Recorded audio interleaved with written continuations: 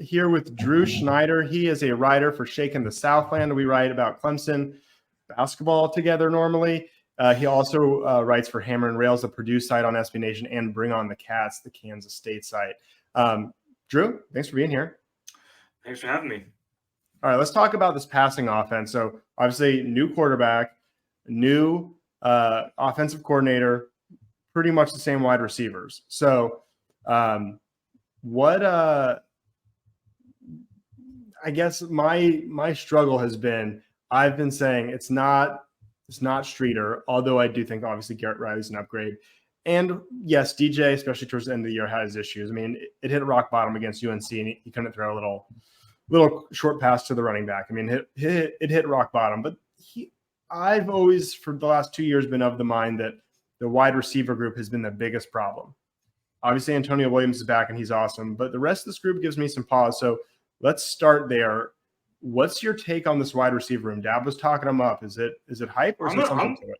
I think they're going to be significantly better. I think some people forget that Adam Randall was supposed to be a big part of the offense last year, and he tore his ACL in the spring. And you probably saw Adam Randall at 3/4 strength, midway all the way through the season. And he looked pretty good for our freshman. And then you have, Antonio Williams, obviously. Bo is back after just fighting through a shoulder problem until finally just, having to cut it off or stop playing and have surgery on it. Yeah, basically. Yeah. Not cut it all the way off, but cut into it. That's what had me laughing. But yes, cut off the rest of the season, yes. And, Cole Turner came on last 2 games. I mean, he could have very well have been the MVP of the ACC championship game.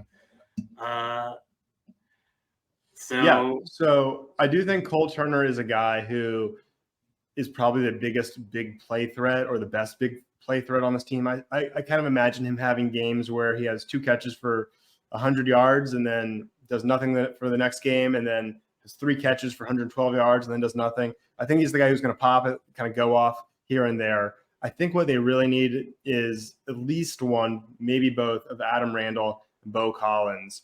And we saw a little bit of it first 5-ish games last year. Bo Collins looked like kind of maybe a number 2 receiver, maybe an okay number 1. I guess depends how much you put on him versus the quarterback. But he was getting touchdowns every game, getting 60, 70 yards every game. He's not going to be Nuke Hopkins, Sammy Watkins, but I think that's the level of play that Clemson needs from him all year long.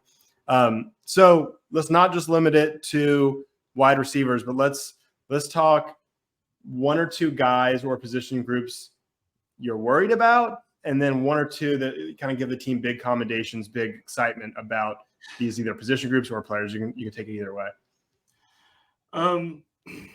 It was kind of tough. I think the offense is much improved this year. I'm pulling the screen. I liked the personnel last year. I just never seemed to gel. So on offense, I mean, where's the weakness? Tight end, you've got Brings tool. Obviously, the wide receivers are the big question mark. I think the potential's obviously there. Nothing, these aren't bad recruits. These are, 4-star guys that are more than capable of showing out in the right offense, given the right opportunity. Running back, after Moffa and Shipley, there's really nothing. So an injury to one of those backs could make things really thin, really fast. Well, I think what's interesting is I think if both of Shipley and Moffa were to go down, that's a big problem. But I think Clemson's well positioned to sustain a short-term injury to one of them because I think Moffa had a higher PFF grade than Shipley did last year. So if they were without Shipley for a game or 2 and they just had to lean on Moffa, I think it'd be fine, and vice versa. Now, all season long and they wear down and they have to lean on Dominic Thomas, as good as he looked in the spring game, I don't know if that's, viable, but I think they're in a great – I guess I'll go – let me go here, and I'll say commendations. I love the running back duo. I think that's great. if Tristan Lee can start at left tackle, I love Tristan Lee there. Not just because he's a 5-star, but because of what he allows the rest of the line to do and not have to shuffle 10 different guys. And I thought, and kind of early talk was, if he doesn't start at left tackle, it's going to be Marcus Tate, who's the left guard, which then means you have to shift him over, and then you have to move someone else. And God knows if they're going to shift another guy. So I was kind of down about that. But now it's sounding like Blake Miller out of Greenville, rising redshirt freshman, he's sort of the other option, and he's a big-time recruit. I'm sorry, not Blake Miller, Colin Sadler. Obviously, Blake Miller's at right tackle. Right. But if Colin Sadler is starting at left tackle, that's, again, keeps the rest of the line intact. You have a high-level recruit coming in, starting. So I think I would say running back duo and offensive line are spots I'm excited about on this offense. Yeah, I'm excited about the line. I think they're going to be better. This is the second year under Thomas Austin. I think they looked tougher last year, finishing runs. Picking up some tough yards. And I think this is going to be, with most everybody returning, other than obviously McFadden at left tackle. I think this is the year that you're really going to sort of see him gel. I mean, that right side that has some Miller and Parks, those are some bullies over there on the right side. If they can stay healthy, that could be a real nice run game over there for Shipley and Moffitt to get behind. Yeah, and I thought Parks was awesome at right tackle, and I thought he struggled a little bit at guard. He definitely has the mean streak, but it wasn't quite the same. And then I heard over the offseason that he wasn't playing healthy. So do you get him healthy and he's even comparable to what he was as a sophomore playing right tackle? You've got a stud at right guard now and Walker Parks, and then Blake Miller played as a freshman, and he was pretty good as a freshman. So you'd expect, hopefully a sophomore surge, not a sophomore slump. And then Putnam was all ACC. At center, I thought he was solid. I thought there was really no drop off from right guard to center with him shifting, and then Tate's only getting better. And really, the backups are fine. This is the deepest line I remember Clemson having, at least on paper, since I've been a fan, over a decade. So definitely excited about that. Let's start doing some over-unders because we got a couple here for the offense. So passing touchdowns by a starting quarterback. The team had 24 last year. DJ had 22. The dreadful 2021, DJ only had 9. Look at the years before that. In 10 games, Trevor had 24. And then he had, way more than that the years prior. But you see every time a kind of non-elite guy comes in, Stout had 9, Kelly Bryant had 13, DJ never hit 25. So to me, 25 is, I don't know if 25 makes you elite necessarily. I'm not saying that, but it's a decent demarcation here in the kind of the recent history of Clemson quarterbacks. So this question about quarterbacks, but maybe it's really more of a question about the wide receivers. But either way, you're taking the over-under here. I'm taking the over. Max Duggan had 32 for TCU last year. I think Cade in this receiving group is good enough to do somewhere around, at least between 28 and 32, something like that. I'm on board with you on this one. I think he's in like the 26 to 30 range. If I have a concern about him, it's about interceptions, not about lack of making big plays. The guy's a gunslinger. The offense is going to give him opportunities. This isn't counting running touchdowns, but he's going to run for some too. So yeah, definitely taking the over, even if a lot of them have to go to Shipley and Brenningstool because the wide receivers don't step up as much as we're hoping. But yeah, I think I felt pretty good about this one. We just need to keep him from running backwards. If we can just stop that. Just no more running backwards. He's fast when he runs. I hope when in practice, I hope they have just a wall of people behind him with like pads. So every time he turns around, they just keep pushing him forwards. Yes. You can't go more than like 10 yards back, man. Dabo, if you're listening to this and you're not doing that, consider it, please, because I can't yell at the TV much louder than I was. All right, let's do yards. So I set the over-under here at 3,000. Didn't hit it either of the last 2 years, although as a team they got close. But Trevor hit it in 10 games. So obviously Trevor is a junior, first overall pick. I'll go first this time. I won't put you on the spot every time. I think if Trevor could do it in 10 games, I'm kind of in my head budgeting all this at 14 games, and I think he can do it. Now, does he get, Deshaun Watson freak numbers of 4,000? I'm not going to say that, but I think he could have sort of the Trevor Lawrence totals with higher interceptions. I think he can do that. My only concern with Cade hitting that number would be him getting nicked up somewhere along the line. He is a gunslinger, likes to get outside the pocket. He doesn't like to slide as much as sometimes you'd want him to. That's sometimes a recipe for missing a game or two along the way. Duggan, I remember, Duggan for TCU was beat up real bad by the end of the season. And so that would be my concern with Cade, is just, can he stay healthy playing the way he played last year? So you're going to take an under? You finally going to take an under here? No, I'm not going to take an under. I'm not going to take an under. We'll see here. I'm going to hedge my bet and say that this says by a starting quarterback, so it doesn't necessarily have to be Cade, because I think the starting quarterback. You don't get Hunter Helms yards in this. This is it. All right, yeah, I'll take the over. I think he's going to get there. It's just all right. Can't pump sunshine all the time. I had to at least give a. All right, this is the toughest one. I'm going to make you give me the over/under and tell me who. Do we have a 1,000-yard receiver? Haven't had it in the last 2 years, but most years before that they did. Didn't have it when Deion Kane was the leading receiver with Kelly Bryant. But again, that's kind of the story. You have a not elite quarterback, it's hard to hit it. Williams hit it in 2014 when you had a little bit of Watson mixed with Stout. But otherwise, in 2015, they didn't hit it even with Watson. So where are you at on this one? Man, this is tough.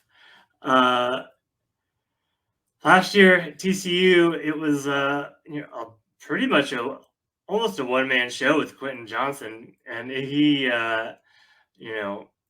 63 receptions for 1,062 yards last year, and he was their big play guy, and he struggled, and he was to break 1,000 yards, and he got 14 games to do that.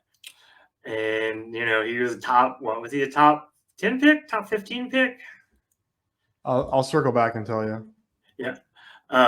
So he was a dude, man. He struggled to get over 1,000. So I'm gonna take the under. I think it'll be more by committee.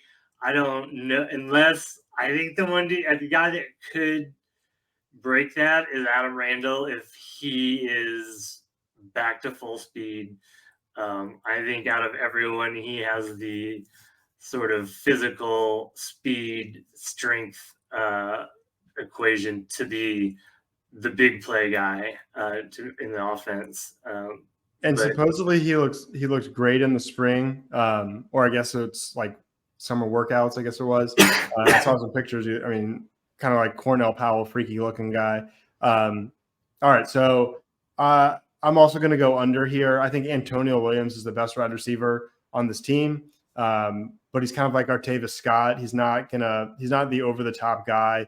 He'll be in the slot, and I'm sure they'll use him outside too, but not running, flies straight down the field, go routes and stuff like that. I think he's going to be more over the middle and plays like that. So I could see him getting close, kind of like Artavis Scott did in 2015, 800, 900 yards, but it's hard for a guy like that to hit 1,000. I just haven't seen it from Adam Randall. I've heard about it. Right. I know he was a high recruit, but I wasn't blown away watching him. He really didn't even have kind of the flash. Oh, he flashed that game or that moment. He didn't have any big games. So go ahead. I sense you're dying to tell me I'm wrong. I mean, you're not wrong. He didn't look great. But you gotta keep in mind that's freakish what he did to come back. Like, right? No, it is.